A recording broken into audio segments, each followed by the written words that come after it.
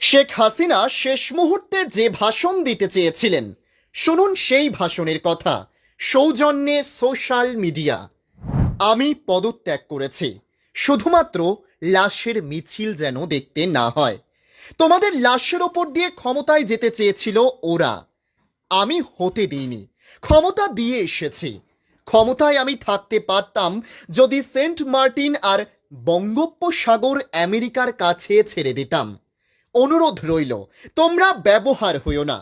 আমি বলে এসেছি, আমার সোনার সন্তানদের যারা লাশ করে ঘরে ফিরিয়েছে তাদের যেন বিচার করা হয়।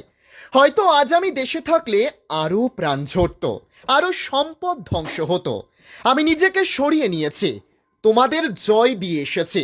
তোমরা ছিলে আমার শক্তি, তোমরা আমাকে চাওনি। আমি নিজেই তখন চলে এসেছি, পদত্যাগ করেছি। আমার কর্মীরা যারা আছেন